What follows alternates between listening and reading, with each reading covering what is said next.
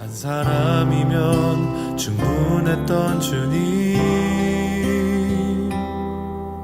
주 말씀에 순종하는 자. 오늘 말씀의 주제는요, 진짜가 되려는 가짜, 진짜가 되려고 하는 가짜라고 하는 주제입니다. 여러분 솔직히 이 제목만 들으시면요, 문제될 게 전혀 없어 보입니다. 진짜가 되려고 하는데 뭐가 문제지? 진짜가 되려는 가짜, 별로 문제가 없어 보이고요. 사실 이 강의를 원래 주신 마음이 있어서 다른 말씀을 준비해놨다가 주님이 갑자기 주님 마음을 주셔서 이 말씀을 바꿨는데, 어저께 이 말씀을 썼다가 없고 썼다가 없고 썼다가 없고 한 5번 정도 전체를 다 엎었어요. 주님이 저에게 주시려는 마음이 뭘까? 먼저는 저에게 하시는 말씀을 구했어요. 하나님, 저에게 어떤 말씀을 하고 싶으신가요? 어떤 마음을 주시는 건가요? 좀 묻고 주님 말씀 앞에 서는 시간이었는데, 진짜가 되려는 가짜라고 하는 이 문장 앞에 제가 머물게 됐어요. 이 문장이 떠올랐고 이 문장 앞에 머물렀는데, 그래, 이게 무슨 문제야?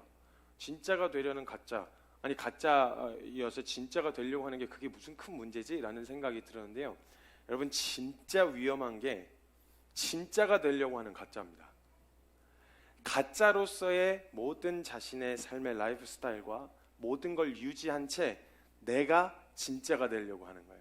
진짜는 여기 있는데 내가 그 진짜가 되기 위해 가는 게 아니라, 내가 갖고 있는 그 모든 걸 다 유지한 채 내가 진짜가 되려고 하는, 내가 기준이 되려고 하는, 이게 진짜 그 무엇보다 어렵다는, 무엇보다 위험하다는 생각이 들었어요. 그 이유에 대해서 제가 뒤에 설명할 겁니다. 정말 저 안에 무서운 모습이 있다라는 걸 주님이 발견시켜 주셔서, 사실 이 말씀을 정리하는데 제가 노련해서 제 마음이 정리가 된 채로 말씀만, 은혜스러운 말씀만 나누면 참 좋을 텐데, 제 안에 이 말씀을 주님이 체화시키는 과정 안에서 큰 괴로움이 있는 중입니다. 제 상태가 말씀 앞에서. 그래, 나는 가짜인가? 나는 진짜인가? 진짜를 따라가고 있나? 아니면 내가 그냥 내 이 모습 그대로가 그냥 진짜가 되려고 하고 있나? 이 질문 앞에 세워주시는 그 몸부림 가운데 있습니다. 저는 아마 말씀을 전할 허락해 주시는 시간이 된다면, 아마 저한테 계속 말씀하시는 이 시간에 느끼는 고통이나 이 괴로움을 그대로 가진 채 아마 말씀을 전하게 되어질 것 같아요. 노련하지를 못해서 제 안에도 아직도 여전히 부딪히는 부딪힘이고, 아직도 치열한 시간을 보내고 있는 중입니다. 고 오카는 목사님이, 다음 주에도 나눌 이야기지만, 고 오카는 목사님이 이런 얘기를 하셨어요. 표준이 낮으면 망한다. 표준이 낮으면 망한다. 우리의 신앙의 표준이 낮게 잡으면 망한다는 거예요. 근데 제가 밖에 나가서, 그래, 그 나이 때에 청년치고는 잘한다. 그 나이 때 청년치고는 진지하다. 그 나이 때 크리스찬 치고는 괜찮다. 그래도 열심히 있다. 이게 제가 위로가 됐었나 봐요. 그래서 혼자서 영적 교만에 빠져 있었어요.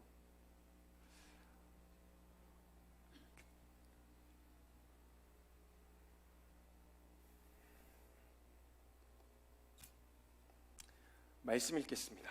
디도서 1장 16절입니다.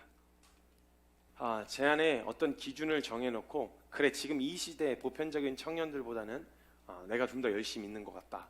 보편적인 청년들보다는 그래도 하나님을 향한 진지함과 소망함이 있다. 더 헌신하고 싶은 소망함이 있다. 그래, 난 좀 다르다라는 생각이 제 암묵적으로 깔려 있었나 봐요. 근데 그 표준이 아니었는데, 그 기준이 아니었는데, 성경에서 드러난 믿음, 성경에서 드러난 헌신, 성경에서 말했던 순종, 이 순종을 기준으로 잡았을 때 나의 상태는 어떠한가 돌아보지 않을 수 없는 시간을 제가 한 주 보냈습니다. 진짜 위험한 거, 제일 위험한 건 가짜가 아니고요. 가짜라고 하는 건 차라리 그냥 난 그 진짜가 아닌, 진리가 아닌 것, 그냥 그것을 인정하는 게 그냥 가짜예요. 가짜 자체는 위험하지가 않아요. 진짜 위험한 건 진짜 같은 가짜가 위험한 거죠. 진짜인 척 겉으로는 흉내가 나는데 사실은 진짜가 아닌 거, 한마디로 말하면 짝퉁이죠. 요즘 말로 하면 짝퉁입니다. 짝퉁.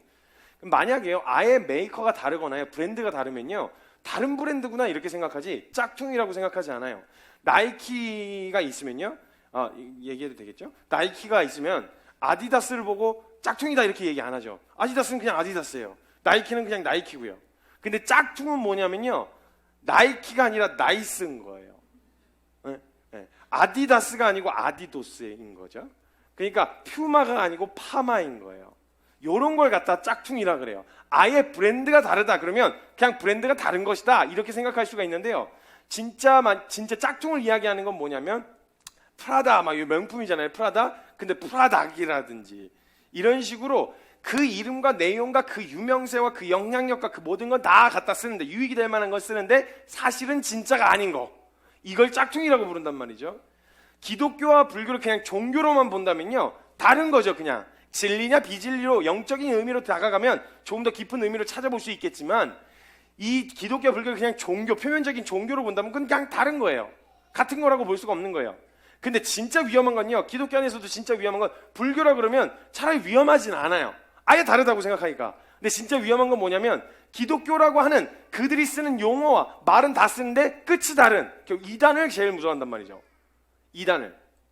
이단이 위험하다고, 기독교를 가장 흔들고 가장 위협하는 게 이단이거든요. 사실 따지고 보면 진리가 아닌데 진리인 척을 하는 걸 말하는 거예요. 그런데 진짜 같은 가짜, 진짜가 되고자 하는 가짜가 정말 위험한 거예요. 차라리 아예 다른 길을 가면서요, 다른 길이라고 이야기하면 괜찮을 텐데, 내가 가는 길과 가고 싶은 길이 이것이 진짜라고 우기는 게 제일 위험한 일이라는 거예요. 왜냐하면 그건 나만 죽이는 게 아니라 남도 속이고 죽음에 같이 데려갈 수 있기 때문에 그래요. 차라리 그 길을, 나는 이 삶을 포기 못하겠어요, 난 이렇게 살고 싶은 내 원함을 포기 못하겠어요, 진짜가 뭔지는 알겠고요, 진짜가 이런 기준인 건 알겠는데요, 내가 내 삶을, 내가 원하고 가고 싶은 걸 포기 못하겠어요 라고 차라리 이야기하면요, 남들을 속지 않을, 이 진짜가 무엇인지 알고 남들을 속지 않을 수도 있어요. 근데 만약에 이 삶을 그대로 유지한 채 내가 진짜야 이렇게 얘기했지만 사실 이런 모습도 다 포함된 거야 라고, 만약에 내가 진짜이고 싶어서 진짜인 척을 하면서 내 삶을 그대로 유지하고 진짜인 척을 했다, 그럼 나도 죽을 뿐 아니라 남도 죽이는 위험한 짓을 할 수 있다는 거예요. 진짜이고 싶어서 진짜와 정말 비슷하게까지 만들어도 가짜는 가짜입니다. 가짜는 가짜예요. 아무리 비슷하고 거의 일치하는, 딱 한 글자 차이 나는 이런 아주 미묘한 차이라고 할지라도 차이가 있다, 그럼 가짜는 그냥 가짜예요. 차라리 다른 브랜드를 만들라는 거죠. 차라리 그럴 거면 아예 아니에요, 난 저거 안 가요, 저건 틀린 거예요, 난 저걸 인정하지 않아요 라고 차라리 이야기하든지. 근데 인정은 안 돼, 말은 맞대, 다 이게 진리래, 근데 내 삶의 원함, 가짜로서 그거와 전혀 다른 삶의 모습과 방향에 대하여는 그대로 유지한 채 진리라고 이야기하는, 진짜인 척을 하고 있는, 이게 정말 위험하다라는 거예요. 근데 진짜가 되고 싶으면요, 그 브랜드가 되고 싶잖아요. 그러면요, 어떻게 하면 되냐면요, 그 브랜드에 속하면 돼요. 그래서요, 그 브랜드에서 요구하는 방향과 가치와, 예를 들면 음식점이다, 그럼 그 메뉴와 이 모든 걸 다 그대로 도입을 하면 돼요. 내가 갖고 있는 이 메뉴를 그대로 가진 채 그 브랜드만 따오는 게 아니고요, 그 브랜드에 속하려면요, 진짜 그 브랜드가 되려면요, 그 브랜드에서 요구하는 방향과 가치와 요구하는 어떤 체제와 진행되어지는 모든 원칙들을 그대로 따르기로 준수하면 그 이름을 쓸 수 있어요. 근데 만약 여전히 내가 하고 싶은 스타일, 내가 하고 싶은 원함, 요 메뉴, 요거 그대로 내버려 두면 절대 프랜차이즈가 될 수가 없어요. 그 브랜드를 사용할 수 있다는 건, 우리가 공식적으로 만약에, 여러분 그 혹시 티바 2마리 치킨 아시나요? 저희 제일 잘 시켜먹는 치킨, 모르시나요? 혹시 네네 치킨은 아시나요? 네네 아시죠? 모르세요? 제가 이런 거 안 드시는구나. 그러면 굽네 치킨 아십니까? 왜 그러시죠? 기분이 안 좋으신가요? 굽네 치킨 아시죠? 자, 굽네 치킨으로 가겠습니다. 공식적으로요, 우리가 굽네 치킨을 알고 있지만요, 먹는 지점은 다 다르죠. 사는 지역마다 다 다르잖아요. 그런데 우리는요, 그 지점은 지역에 따라 다를 수는 있지만요, 의심하지 않고 시켜 먹는 건요, 그 지점이 반드시 굽네 치킨의 맛과 원칙과 가치와 방향을 준수할 거라고 생각하기 때문이겠죠. 그쵸? 굽네 치킨이 갖고 있는 브랜드, 그리고 그것을 갖고 있는 이미지, 그것이 추구하고 있는 맛, 이걸 경험해 본 사람은요, 오늘은 경기도에서 먹었는데 부산에 내려갔는데 굽네 치킨을 먹고 싶어. 그러면 지역이 다르다고 안 먹는 게 아니라 그 지역에 굽네 치킨이 있으면 먹어요. 왜냐하면 내가 경기도에서 시켰던 맛과 부산에서 시켰던 맛이 같을 거라는 생각을 하기 때문에 그래요. 같은 가치와 방향성을 갖고 있기 때문이라는 거죠. 그러니까 스타벅스도 유명해서 다 알고 있잖아요. 근데 사 먹는 지점은 매일매일 다르잖아요. 근데 가다가 커피를 마시고 싶은데 뭐가 없어, 이렇게 신뢰할 만한 카페가 별로 없다. 그 지역을 이제 로컬이 아니어가지고 그 지역을 잘 몰라. 그럴 때는 대부분 브랜드가 있는, 네임이 있는 카페에 들어가서 보통 먹는단 말이죠. 거기 들어가서 스타벅스에 들어가서 커피를 마시는 거, 스타벅스다 이렇게 해서 들어가는 건요, 어느 지점에 가더라도요 같은 메뉴가 있을 거고요, 어느 지점에 가더라도 미묘한 약간의 차이는 있을 수도 있겠지만 맛은 같은 맛일 거고, 같은 커피를 사용할 테니까, 그리고 같은 포인트를 사용할 수 있어요. 어느 지점에 가더라도 포인트가 같아요. 그러니까 한 계열이라는 게 확실한 거죠. 같은 포인트를 사용할 수 있고 같은 말이 통한단 말이죠. 그래서 이 가치와 방향을 준수할 거라고 생각하기 때문에, 그리고 그 스타벅스 기프트콘이 있으면요, 그거 받으면요 전국 어디서든 쓸 수 있어요. 근데요, 만약에 스타벅스가 아니라 스타벅시에 가면요, 스타벅스에서 하던 메뉴는 없어요. 없기도 해요. 이름은 비스무리해요. 로고도 비슷해요. 뭔가 이렇게 생긴 여자가 이렇게 서 있잖아요. 로고도 비슷한데 근데 스타벅스는 아닌 거예요. 그들이 갖고 있는 유명세와 이걸 어쩌면 이용하려고 했었는지 모르겠지만, 혜택을 이용하려고 했었는지 모르겠지만, 스타벅스에서 통용되어지는 모든 게 거기선 통용 안 돼요. 포인트도 쓸 수 없어요. 기프티콘도 못 써요. 그냥 그렇단 말이에요. 제가 이제 제 아내로부터 이야기를 들었어요. 어느 날 이제 카페에서 아르바이트를 하는데, 그 이제 카페가 장사가 잘 안 됐나 봐요. 그래서 사장님이 큰 결단을 하신 거예요. 그래, 이제 우리도 이게 저걸 위해서, 우리 장사를 위해서 한번 해보자. 그래서 그 다음에 아르바이트 하러 그 다음날 가는데 간판이 이렇게 달리고 있었는데 스타벅시였던 거예요. 스타벅시. 이제 거기서 알바를 하는 알바생의 입장을 한번 생각해 보세요. 분명히 사람들은 스타벅스인 줄 알고 들어갔을 거란 말이에요. 그래서 스타벅스에서 얘기하는 메뉴를 이야기한 거예요. 그래서 스타벅스에서 얘기하는 뭐 주세요 이렇게 얘기했더니, 죄송합니다, 저희가 그 메뉴가 없습니다. 그랬더니 그 사람들이, 여기 스타벅스 아니에요? 네. 아니요, 저희 스타벅시입니다. 이렇게 얘기를. 그 알바생 입장에서요, 너무너무 민망하고 부끄러울 것 같은 거예요. 차라리 아예 다른 이름이든지, 아예 카페 이름 브랜드 자체가 다르든지. 근데 이름은 딱 한 글자만 다르고, 이 유명세와 사람들을 이렇게 확 끌만한, 이목을 주목시킬 만한 어떤 그걸 갖고 오려고 했겠죠. 그런데 스타벅스는 아닌 거예요. 현실의 사업체만 해도요, 통일성이 있고 일관성이 있고 한 방향성과 가치를 준수하려고 해요. 그 브랜드에 속해 있으면요. 근데 만약 우리가 궁금한 게 있는 게, 제가 이 정리하다가 제가 궁금한 게 하나 생겼어요. 그러면 우리가 성경은 같은 가치고 같은 한 말씀, 한 하나님을 섬기고 있으니까요, 우리가 어느 지점이든, 즉 어느 지역교회에든 가서 말씀을 들으면 예수님의 가치하고 동일한 가치를 우린 들을 수 있을까? 같은 고백이 통용되어지고 같은 가치로 달려가고 있으며 예수님이 말씀하셨던 거에 대한 가치가 전혀 훼손되지 않은 채 보존된 채로 어느 지점에 가도, 어느 지점이라고 봐도 어느 지역교회에 가도, 신약시대에서는 에베소든 고린도든 갈라디아든 어디를 가도 복음이라고 하는 이 핵심적 가치에 대하여 통용되어지며, 이 가치를 따르는 그 삶에 대하여 누구도 무례하다거나 무모하다거나 극단적이라 말하지 않고, 그렇지, 그 삶이지, 예수님이 말씀하신 게 그 삶이지, 자기를 부인하고 십자가 지고 따르라고 했던 말이 그 의미지 라고 함께 이 고백을 통용하며 이야기할 수 있을까? 라고 하는 질문이 제 안에 찾아 들어왔어요. 어느 교회에 가도 성경에서 말했던 예수님의 가르침과 예수님의 가치와 예수님의 삶의 방향성, 그 삶의 모양이 우린 과연 같은가? 분명 모두가 예수님이 하신 말씀이라고는 할 텐데, 그럼 뭐가 진짜일까? 브랜드에 비유했지만요, 만약 우리가 기독교인, 즉 그리스도인이라는 말을 쓰고자 해서 진짜 그리스도인이 되고자 한다면요, 내가 원하는 방향에 맞추어서 내가 하고자 하는 대로 가면서 그 말을 쓸 수는 없어요. 그건 가짜예요. 그건 그 브랜드의 이름과 유명세와 영향력과 이걸 빙자해서 내 유익을 추구하기 위해 이용하는 것뿐이지 진짜는 아니에요. 내 그대로의 내 삶의 라이프 스타일을 그대로 유지하고 내가 하고자 하는 것과 내가 원하고 가고자 하는 것을 그대로 유지한 채로 말만 갖다 쓴 거예요. 유익이 될 때만. 근데 실제로 삶의 방향을 정확하게 요구할 때 브랜드에서 야, 우리 그런 메뉴 없어. 그 메뉴 취소해. 우리 그런 식으로 진행하지 않아. 그렇게 취소해. 그런 거 하지 마 라고 이야기했을 때, 그 브랜드에서 요구하는 가치를 요구했을 때 싫어요. 난 그거 안 할 거예요. 난 이 메뉴 꼭 할 거예요. 난 이 메뉴가 꼭 있어야 돼요 라고 고수한다면 그건 그 브랜드에 속하는 게 아니라는 거예요. 그럼 만약에 우리가 유익이 되고 할 수 있을 때, 누구나 모두가 다 그런 고백을 할 수 있는 상황일 때 고백하는 건요, 누구나 다 해요. 자신의 유익을 위해서, 자신의 이익을 위해서 믿는 척 얼마든지 할 수 있어요.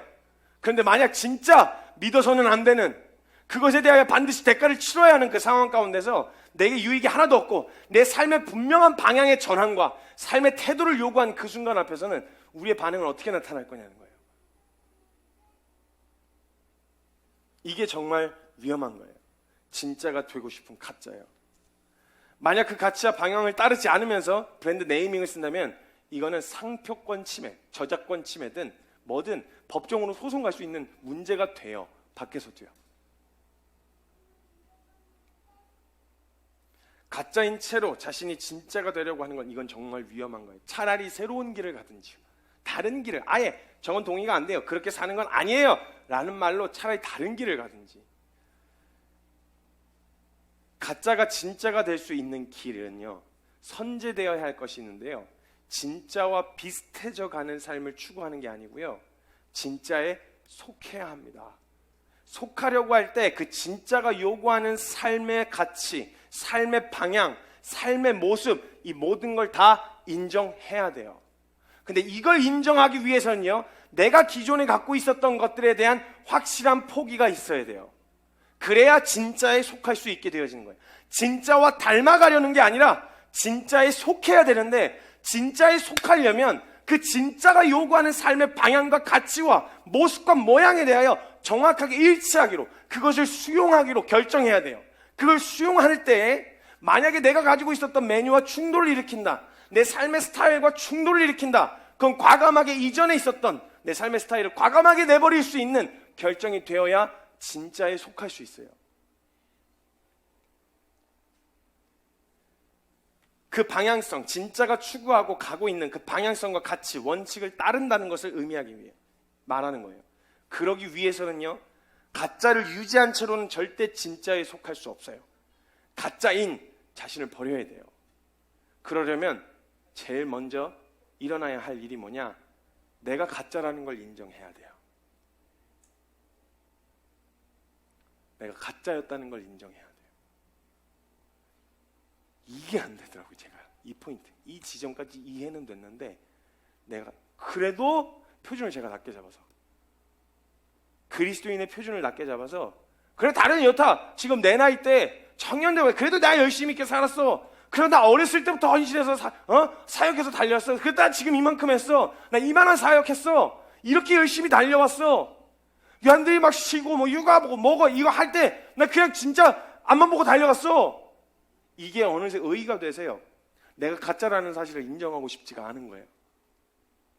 조금이라도 다른 것을 용납하지 않는 마음이 내 안에 있어야 되는데, 이것쯤은 그래도 내가 이만큼 했는데 이 정도는, 이걸 자꾸 허용하려고 하는, 다른 메뉴를 자꾸 허용하려고 하는, 저거 잘 팔리네 이것도, 저거 잘 팔리네 이것도, 저거 잘 팔리네 이것도, 이렇게 취하고 있었던 거예요. 그래서 아마 예수님이 그리스도인의 진짜 삶인 나를 따라오는, 예수님을 따라가는 삶을 살려고 할 때에는 자신부터 부인하라고 하셨나 봐요. 그래서 그걸 유지한 채 주님을 따라간다. 진짜인 척하는 가짜, 정말 위험한 삶이 될 거라고 저는 생각해요. 가장 역사적으로 가장 해악적인 존재가 될 거라고 저는 믿어요. 어떤 사람은요, 교회에서 이 동일한 메시지를 가지고 교제하던 어떤 목사님이 그런 글을 남기셨더라고요. 저에게. 저 교회에서 이거 얘기했다가요, 청년들이 다 극단적이다고, 메시지가 너무 세다고, 그래서 말씀을 전하다가 굉장히 낙심했다고 그 얘기를 저한테 적으시더라고요. 그게 언제부터 센 말씀이 됐죠? 그게 표준이었는데 우리가 표준을 어떻게 잡고 있었길래 주님을 따르는데 자기를 부인하자는 말이 이게 센 메시지가 됐죠? 말씀하시면 순종한다라고 말했던 이 말이 왜 극단적인 게 됐죠? 우리의 기준이 뭐였는데요? 우리의 기준을 어디다 두고 있었는데요? 그냥 신앙생활하는 평범한 신앙생활이라고 보기엔 그냥 종교생활, 열심히 하는 봉사, 헌신 다 좋은데 나쁘다고 틀리다고 할 수는 없는데 우리가 진짜 추구하고 가고 있었던 방향성은 뭐였었는데요? 우리의 기준이 뭐였고 우리의 표준이 뭐였었는데요? 이게 왜 센 말씀이 됐죠? 예수님이 처음 하신 말씀이었어요. 처음 제자들을 부르실 때 하셨던 말씀이 너 그물과 배를 버려두고 날 따라라. 아무든지 누구든지 남녀노소 어떤 상황에 처해 있든지 상황이 어렵든지 아니면 풀려 있든지 돈이 많든지 적든지 가난하든지 부유하든지 배부르든지 배고픈지 상관없이 아무든지 나를 따라오려면 자기 부인하고 날 따라라 라고 말했던 말이 세게 느껴진다면 그럼 우리 십자가 걸어놓고 뭐 하고 있는 거죠 지금?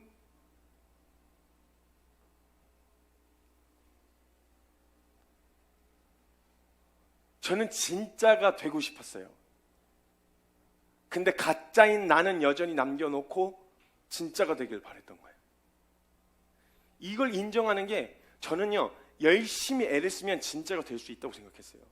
제가 애를 쓰고 몸부림을 치면요 진짜가 될 수 있을 거라고 생각했어요. 그래서 조금만 비슷한 모습까지라도 해보자. 비슷하게라도 살아보자. 그럼 괜찮지 않을까? 아니요, 주님은 전혀 다른 삶을 요구하셨어요. 제가 표준을 얼마나 낮게 잡고 있었는지 그래도 돼, 그래도 괜찮아 인간적인 마음 때문에 여러 가지로 저 스스로를 그렇게 허용하고 있었던 거예요. 진짜 무서운 영적 교만에 빠져 있었어요. 진짜 무서운 영적 교만은요 내가 하는 행동에 대한 합리화와 변명거리와 정당성을 이야기할 변명거리가 너무너무 많아요. 그것도 성경적으로요.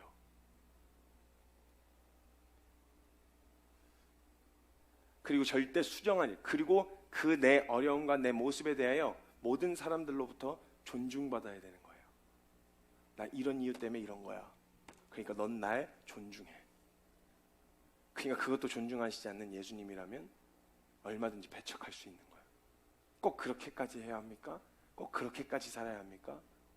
사실 지난 시간 동안 해왔었던 메시지와의 방향이 조금 더 세다 느껴지실 수도 있을 것 같아요. 왜냐하면 제가 계속 어찌 보면 위로가 되는 말씀이었거든요. 근데 그 주님이 깨닫게 해주신 게 맞는데요 제 안에서 이걸 인정하지 않고 있다는 것을 발견하게 해주셨어요. 아무리 그런 생각, 진짜가 될 수 있다는 생각으로 아무리 노력을 해도요 진짜 여기에 드러난 진짜들, 진짜 배기들이요 진짜를 발 뒤꿈치도 못 쫓아가겠는 거예요. 이게 진짜라면, 이게 표준이라면 저 그 뒤꿈치도 못 쫓아가겠는 거예요. 이번에 저희가 말씀에 순종하자고 프로젝트를 하나 진행했습니다. 말씀 사수 프로젝트라는 프로젝트였는데요 우리가 지금까지 우리가 말씀을 어떻게 대했냐면 말씀 좀 봐라, 기도 좀 해라, 말씀 좀 보자, 예배 좀 드리자 이렇게 해왔었는데 우리가 정말 육체의 한계까지 끌어올려서 만약 말씀을 보려면 우리가 대가지불을 해야 해. 말씀을 본다고 하면 내게 불이익을 당해. 찬양을 부를 때 뭔가 손해를 봐야 돼. 이런 상황에 우리가 놓여진다면 우리의 실력과 우리의 수준을 한번 봤으면 좋겠다는 마음이 있었어요. 태도를 점검할 수 있는. 그리고 그걸 실행에 옮겼어요. 그래서 모든 성경책을 압수했어요. 그리고 예배를 드리다 걸렸다. 말은 1시간이라 그랬는데 한 30분 정도 얼차려를 받았어요. PT를. 그래서 앉았다 일어났다 막 쪼그려 하고 팔목도 PT 몇백 개씩 하고 그리고 막 뛰고 이렇게 해가지고 총 3번, 전체적으로 봤을 땐 5번이요. 그것도 도합 시간으로 봤을 땐 1시간 반 조금 넘는 하루 했는데 하루에 1시간 반 정도 말씀을 본 것에 대한 대가, 찬양을 부른 것에 대한 대가요. 이 대가를 치르는데 이 대가를 치르고 나서 1시간 반 정도 했는데 제 안에서도 이걸 만약 언제 끝날지 모른다는 생각으로 계속 유지가 된다면 말씀을 보는데 그렇게 봐야 된대요. 여러분 1시간 동안 PT를 하고요.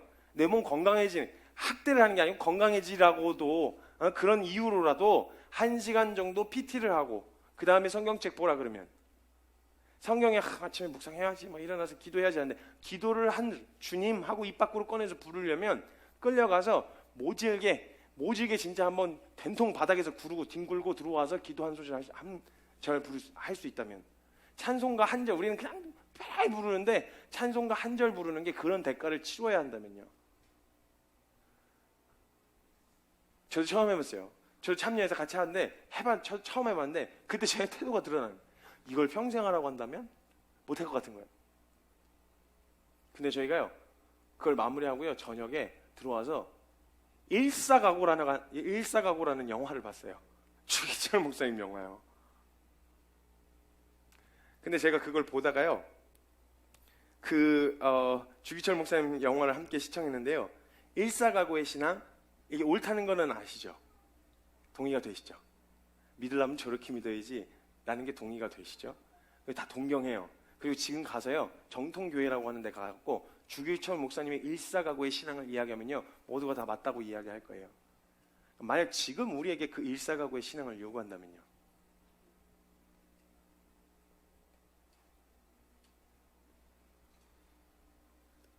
동경은 해요. 그게 옳다는 것도 알고 있어요. 일사각오 영화를 보면서요, 저는 보다가요, 주기철 목사님이 안 보이기 시작했어요. 왜냐면 저하고 거리가 너무 멀어서. 그리고 뭐가 보였냐면요, 노회와 총회를 거쳐서 신사참배를 허용하자고 동의했던 목사님들이 가서 신사에 가서 동방요배 하듯이 신사를 참배하는 모습, 이렇게 하시더라고요.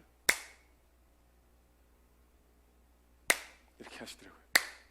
그리고 목사님들이 머리에 일장기를 두르고 일본식 침례를 받으려고 한강에 들어가서 동쪽에 해 뜨는 방향을 향해서 물에 담갔다가 동방요배 하는 모습이 나오더라고요. 근데요, 그게 딱 저일 것 같은 거예요. 영화를 보면서 그게 저일 거예요. 제가 주기철 목사님처럼 살아야 되겠다, 일사각오의 신앙으로 살아야 되겠다라는 마음이 아니고요, 그 동방요배를 하고 있는 그 목회자분들이랑 제가 꼭 그 상황 놓이면 그렇게 될 것 같더라고요. 제가 영화를 보는 내내요, 영화를 보는데 우리 사랑하는 믿음의 선배님들이 예배당에 앉아가지고 찬양을 부르려고 예배를 드리려고 앉아있는데 사이사이마다 일본 순사들이 서 있어요. 그래서 찬양 한 소절을 제대로 부르면 두드러 맞아요. 우리가 불렀던 저 높은 곳을 향하여 날마다 나아갑니다. 내 뜻과 정성 모두어 내 주여 내 발 붙드사 그곳에 서게 하소서. 두드러 맞으면서 끌려가면서 질질 끌려가면서 불렀던 이 고백과 제가 부르는 찬송하고 너무 다른 거예요. 말은 같아요, 음도 같아요. 아니, 음은 그분들이 다 틀렸어요. 음은 그게 아니에요. 더 확실한 음을 알고 있고요, 개 이름을 알고 있어요. 더 확실하게 부를 수 있어요. 근데 의미가 다른 거예요. 의미가.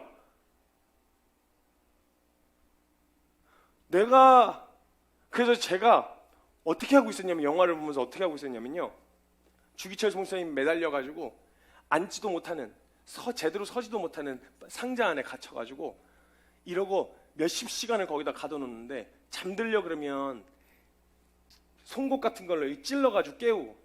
목사님이 그러셨대요, 주기철 목사님이. 다른 건 물리적인 통증 같은 건 웬만하면 참아보려고 하겠는데 잠을 안 재우는 건. 그러면서 그분이 괴로우셨던 게 뭔지 아세요? 내가 정신이 혼미해져서 혹시라도 절할까봐. 그게 그렇게 괴로우셨대요. 근데 제가요, 그 영화를 보는데 뭘 하고 있었냐면, 목사님 그만하세요. 목사님 그만. 충분히 지키셨어요. 지금까지 한 것만으로도요, 저 사람들보다 나아요. 그러니까 그만하세요. 목사님 그만하세요. 제가 목사님을 설득하고 있는 거예요. 목사님 그만하세요. 이거 아니에요. 꼭 그렇게까지 믿어야 되는 거 아니잖아요. 그거 한번 절했다고 주님이 난 너 모른다 이러고 내치실 거 아니잖아요. 그러니까요, 그만하세요. 그리고 마지막 일본 순사들이요, 어머니하고 자식하고 아내가 보는 앞에서 고문을 해요. 그 가운데서도 그 사모님이 뭐라고 하시냐면, 목사님 정신 차리세요. 목사님 정신 차리세요. 우리 끝까지 믿음 지키고 승리합시다. 다른 거예요.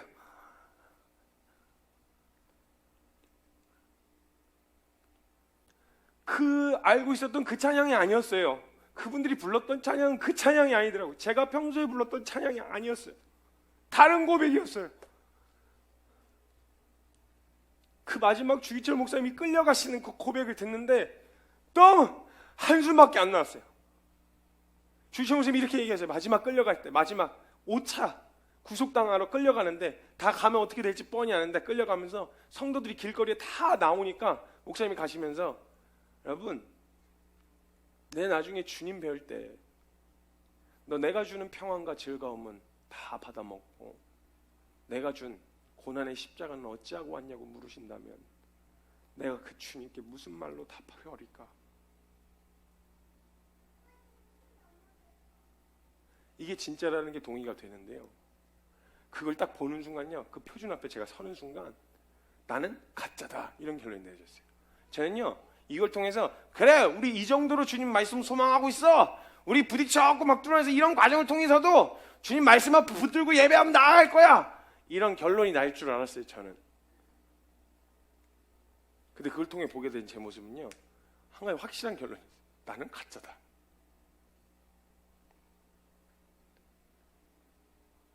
일제 강점기 당시에요, 기밀문서가 오픈된 기밀문서를 보면요, 사상교육과 일제 제국을 이루는 데 있어서 그 일제의 식민화를 시키는데, 한국을 식민화시키는데 가장 방해가 되고 가장 문제가 됐었던 게 기독교래요. 교회였대요. 독종 중에 독종이었대요. 끝까지 대적하고 저항하던 사람들이 교회였대요. 무력으로도 어떤 것으로도 회유하고 꺾기가 그렇게 힘들었다고 해요. 혀를 내두를 정도의 신념이에요. 고문하는 사람들로 하여금 두 손 두 발 다 만들게 만드는 그 확고한 믿음이에요. 이게 진짜였어요. 보는데 그게 진짜였거든요. 근데 그걸 보면서 깨달았어요. 나는 확실히 가짜구나. 말은 같은 말을 하는데 의미는 전혀 다른 말을 하고 있는 거예요. 농도는 전혀 다른 거였어요. 저는요, 가짜였어요.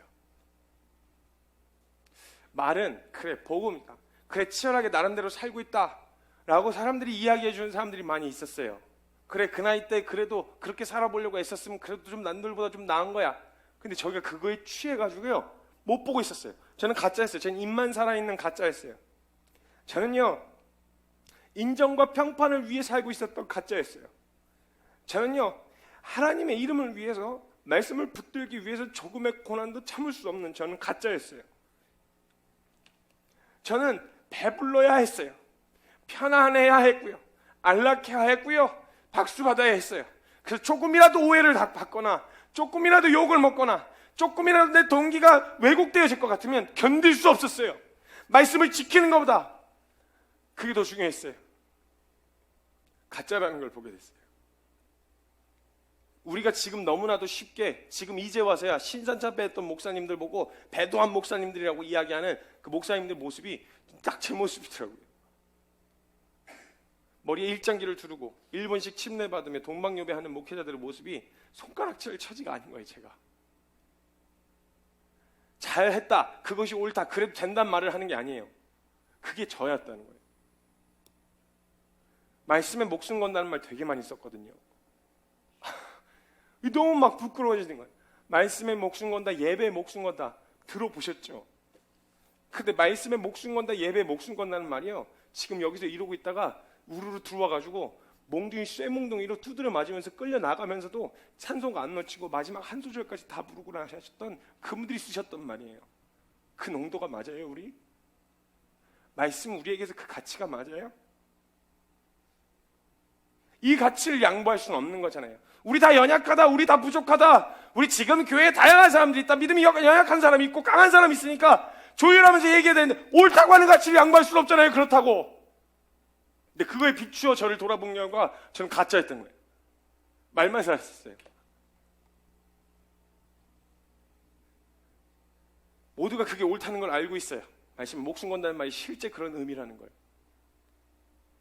지금 북한에서도 지하교회 성도들은 그렇게 믿고 있고요. 교리가 조금 다르다고 이런 걸로 싸울 이유가 없어요. 예수님 믿는다는 이유 하나만으로 그냥 그 사람들은 한 가족이에요.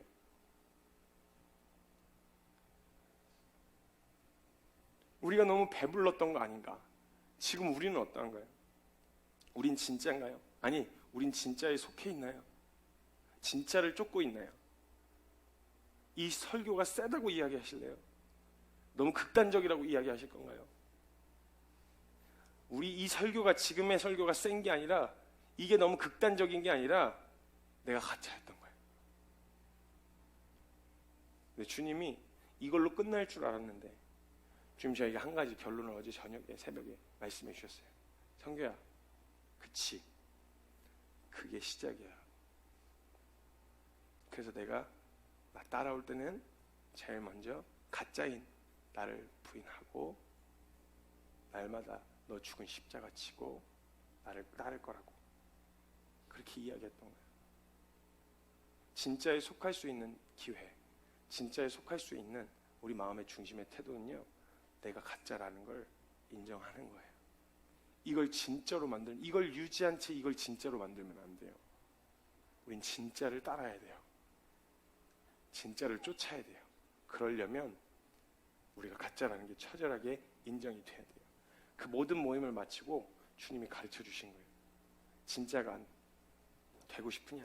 진짜가 되는 길이 무엇인지 아냐? 가짜인 것을 인정하고요, 진짜이신 예수 그리스도를 인정하는 거. 그분만이 진짜이시다. 그분만이 참이시다. 그분을 따라야 된다. 그분을 따르는 길은 뭐냐? 자기를 부인하고 십자가 지고 따르라는 거예요. 그럼 지금 이 고백으로 올려드린 지금은 난 그런 고난 가운데서 믿음 지킬 수 있냐? 전 그거 잘 모르겠어요. 아직도 자신 있게 대답하기가 참 어려워요. 그런데요, 제가요 찬송가의 고백이 무슨 말인지 알았어요. 우리가 저 높은 곳을 향하여 서면요, 내 발을 그곳에 서게 하실 분이 주님이세요. 그 진짜를 따르고자 하는 명확한 방향을 가지면요, 우리의 발을 그곳에 서게 하실 거예요. 진짜를 양보할 수 없어요. 진짜 가치를 양보할 수 없는 거예요. 그 주님을 소망하는 시간이 저에게 되었어요. 주님, 내 주여 내 발 붙드사 그곳에 서게 하소서. 주님이 옳다고 하셨던 그 자리요, 말씀에 목숨 건다고 말했을 때 그 옳다고 말했던 참 그 자리요, 그 자리에 내 발을 서게 하소서. 주님이 세우십니다. 그 믿음으로 오늘 이 진리를, 참인 진짜인 이 말씀을 양보하지 않겠다는 믿음의 결정이, 그 소망함이 저와 여러분에게 있기를 간절히 소원합니다. 다른 무슨 일이 있어도 이건 잃어버리면 안 돼요. 다른 건 다 빼앗겨도요, 건물 빼앗기고 상황, 우리에게 유익하고 좋고 도움이 될 만한 모든 상황 다 잃어버리고 사람들 다 떠나도요, 다른 건 몰라도 이건 잃어버리면 안 돼요. 이거 양보하면, 죄인에게 만약에 이거 우리 가치를 양보했다, 우리 어떠함 때문에 우리가 좀 더 편안하게 같이 양보하면요, 이 죽을 죄인에게 유일하게 살 길이 담겨 있는 책인데, 그럼 어떻게 할 거야? 그 죄인에게 다른 건 다 양보해도요, 이 가치를 양보해서는 안 돼요. 상황 어려운 거 알아요. 나름대로 각기 나름대로 어려움과 치열함이 있을 거예요. 그런데요, 진짜의 삶을 양보해서는 안 돼요. 그 자리에 뛰어들기 위해서 마땅히 기꺼이 내려놓아야 할 것이 있다면, 기꺼이 내려놓는 이것이 주님을 따를 수 있는 참인 진짜인 길을 쫓을 수 있는 유일한 방법이라고 저는 믿어요. 조금 더 안락하면서 내가 원하는 것도 누리면서 그러면서 주님도 따를, 모르겠어요. 그런 길이 있는지 모르겠는데 전 잘 모르겠어요. 조금 더 안락하면서 찾고자 하는 걸음이 아니라 그거 진짜이기, 진짜의 자리에 서기 위해서라면 기꺼이 그러한 대가도 지불할 만한 그 가치가 우리에게 말씀이었으면 좋겠습니다. 함께 잠깐 같이 기도합시다. 제 안에서도 말씀을 전하고 돌아다니면 두려움이 있어요. 사람들이 싫어하니까요, 어려워하고. 그래서 저도 어쩔 때는요, 그래도 괜찮다라는 말을 해요. 그래도 된다라는 말도 하고요. 두려워요. 사람이 무섭단 말이죠. 제가 한 번은 베트남에 갔을 때였어요. 그 베트남에서 지하교회 목회자분들을 만나게 됐어요. 저희가 한국에서 왔다고 몇십 킬로로 오토바이를 타고 산 꼬불꼬불한 데를 건너서 오셨어요. 그래서 교제를 한참 나누던 중에 한 3분 정도 되시는 분들이었는데, 한참 교제를 나누다가 저희 같이 갔던 지체가 한 명이 물어봤어요. 거긴 기독교인이면요, 삶의 기본권을 박탈당해요. 주민등록증 같은 곳에다가 종교를 적는欄이 있어요. 거기다 기독교라고 적으면요, 자기뿐만 아니라 자기 친인척까지 전부 다 공직에 나갈 수가 없어요. 그러니까 기독교인이라는 게 발각이 되면 가족한테도 두드려 맞고 배척당하고요, 주변 사람들한테 배척당하는 건 말할 것도 없고요. 그리고 그렇게 거기다 적고 기본권을 박탈당한 채 살아가시는 분들이 있는 거예요. 맨날 끌려가서 신문당하고 두드려 맞고 그런 일이 있을까 싶은데 아직도 여전히 있더라고요. 그 목사님들이 저희한테 이런 얘기를 하셨어요. 저희 지체가 그분들께 물어봤어요. 목사님들, 그런 고난 가운데서 어떻게 참으실 수 있어요? 어떻게 견뎌요? 라고 물어봤어요.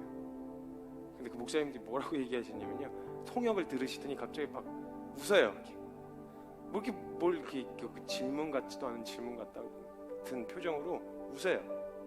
그분들이 웃으시면서 통역을 해서 전달받는데 무슨 얘기를 하시냐면, 그게 이상한 거냐고.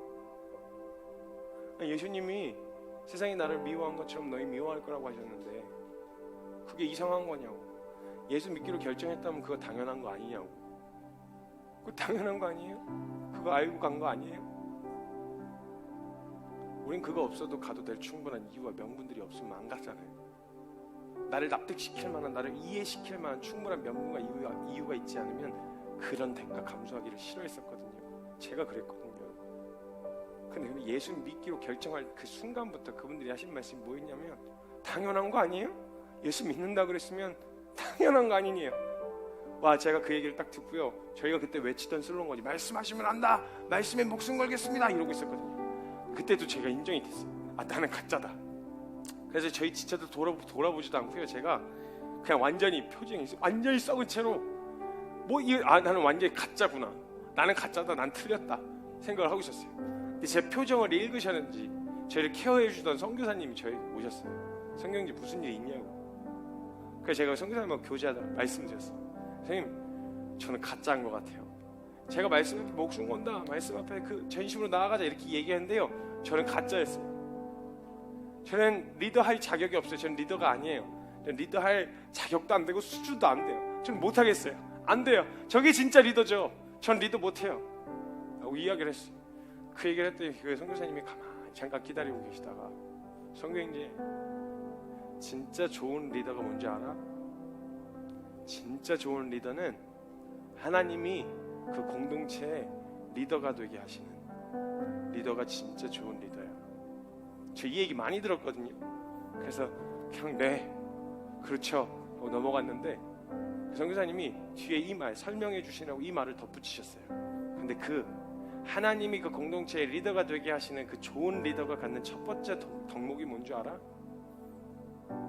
나는 리더로서 자격이 없다. 그 얘기를 딱 듣고 나서요, 펑펑 울었어요.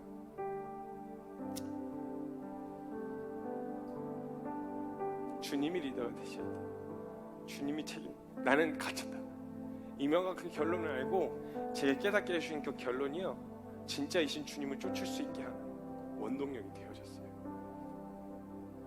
사랑하는 여러분, 인정해야 할 것 인정해야 돼요. 우리에게 허락된 고난이요, 어떤 고난인데요? 여러분들에게 허락되어져 있는 예수를 믿기 위해 받는 고난일까요? 그게? 아니면 그냥 상황에 일상적으로 부딪히는 어려움일까요? 왜냐면 먹고 사는 거 다 힘들거든요. 정말 여러분, 예수님 때문에 받았던 고난, 예수님 이름 때문에, 말씀 붙든다는 이유 때문에 여러분들이 감정적으로 느꼈던 어려움 말고요, 정말 저와 여러분의 예수님 때문에 받아본 고난이 있으신가요? 예수님 때문에, 말씀 때문에 치러본 대가는 있으신가요? 꼭 있어야 된다는 거 아닌데 그 상황이 주어진다면 정말 괜찮으시겠어요? 인정해야 돼요. 그래야 진짜 안에 나아갈 수 있어요. 우리가 아니었다, 진짜 이 삶이 아니었다면요, 그것부터 찍고 시작해야 돼요. 저는 사람들이 많이 오고 사람들이 많이 모여서 그렇게 되어졌을 때 교회가 부흥하는 거라고 생각하지 않아요. 한 사람이라도 진정한 회개와 진정한 돌이킴으로 말씀 앞에 정확한 표준을 잡고 그 앞에 엎어진 그 한 사람이라도 오늘 일어났다면 저는 그게 부흥이라고 믿어요. 왜냐하면 부흥의 의미는 회복이거든요. 그게 진짜 회복이죠. 그래서요, 표준을 낮게 잡아서 많은 사람들이 오게 하는 그런 일은 안 하려고요. 그게 잘했냐 틀렸냐 그런 얘기 하고 싶지도 않고요. 지금 교회가 그렇게 해야 된다 그런 얘기를 하고 싶은 게 아니라 저는 오늘 만약 이 교회가 계속 되어진다면 표준을 낮게 잡아 많은 사람들이 오게 할 수 있는 것보다 정말 진짜를 향해 갈 수 있는 그 한 사람이 더 세워진다면 그거면 충분할 것 같아요. 진짜에 속합시다. 예수 그리스도에 속합시다. 주님은 그 가치를 단 한 번도 양보하신 적 없었어요. 모든 사람을 위로하고 위로가 필요한 사람은 위로하셨고요, 격려가 필요한 사람 격려하셨어요. 징계가 필요한 사람 징계하셨지만 그 모든 사람에게 단 한 가지 양보하지 않으신 게 있어요. 누구든지 나를 따라오려면 자기를 부인하고, 아무든지 나를 따라오려면 자기를 부인하고 날마다 내가 죽은 십자가 지고 나를 따를 것인가. 오늘 이 결정에 우리의 신앙의 시작은 이 기반 위에 시작되어야 합니다. 말씀 때문에 그런 일을 당해야 한다? 예! 기꺼이 그렇게 할 수 있어야 합니다. 말씀 때문에 이런 대가를 치러야 한다? 예! 기꺼이 그렇게 할 수 있어야 합니다. 내 지금의 오늘의 수준으로 그렇게 할 수 없겠지만, 그렇게 할 수 없는 것 같아 보이겠지만, 내가 오늘 아니라는 것이 인정되고 표준이, 우리의 기준이 그렇게 잡혀있다면, 그것이 우리의 삶의 기반이라면 주님이 우리의 발을 그곳에 서게 하실 거예요. 저 높은 곳을 향하여 날마다 나아갑니다. 내 주여 내 발 붙드사 그곳에 서게 하소서. 우리 믿음의 고백으로 주님 앞에 함께 나아갔으면 좋겠습니다. 함께 기도하며 나아갑시다. 하나님, 주님 감사합니다. 한 걸음마다 하나님 말씀 의지하여 주님의 마음에 동참하는 자,